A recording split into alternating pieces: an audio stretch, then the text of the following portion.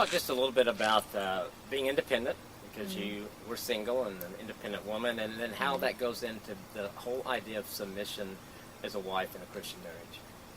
Yeah, I think this topic is very controversial. I feel like today in society, the word submissive is almost off limits.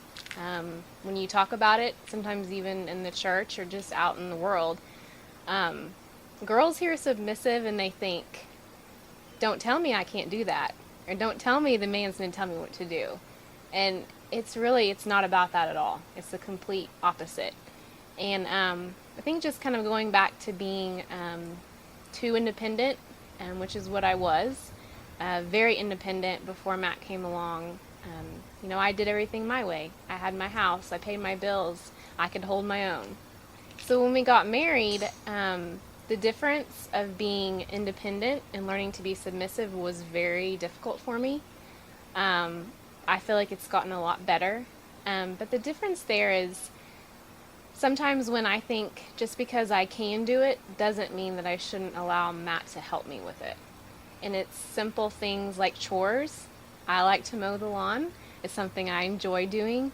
But for Matt, he's the man. And for him, he views that as a way to serve me. And so he likes to do it. And so sometimes I can take that on as in, do you not think I can mow the lawn? Do you not think I can do this? And I have to constantly remind myself he's doing that out of love to serve. So I'm trying to back down my ways. Another issue I think is just emotionally being too independent.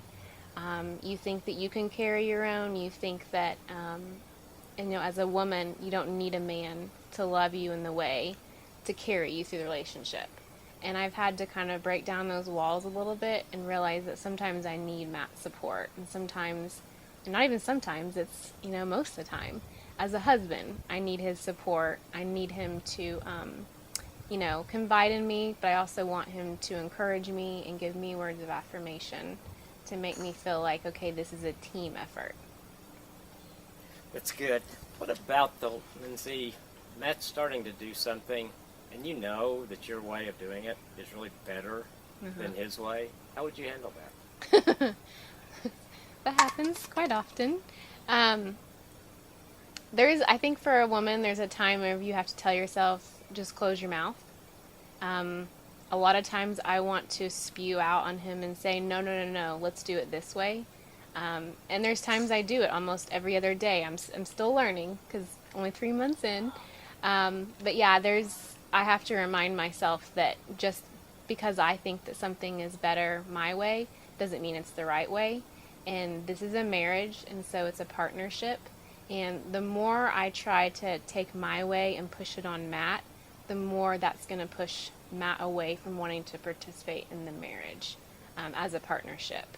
And for girls, it can be anything like chores around the house. If your husband's not loading the dishwasher correctly and you keep telling him that, the more he's not going to want to help. And that's the last thing that I or any woman should want. We want our husbands to participate and be involved just as much as we want them to be. That's good. I've talked to couples who've been married a number of years, and sometimes the wife will complain that her husband doesn't really help. Yeah. And sometimes then he will say, well, when I tried to help, everything I did was wrong. I never did it right, and so I finally just gave up. Right. And I've caught myself doing that. And, I have to humble myself because I'll be stubborn at first and say, I don't want to tell him that I realize I shouldn't have said that. But I've caught myself in a few situations, and I'll go back and, tell him, hey, I appreciate that you did this. So the whole idea of independence and submission is an ongoing process. Oh, yeah. I don't think it stops at any point just because you realize it, just because I've realized what it means. It's going to be, a never-ending journey. And I think you probably get better at it as year after year after year goes by because you're practicing that habit. But it's not anything that you can just ignore and say you are perfect in that. It's always going to be a growing experience.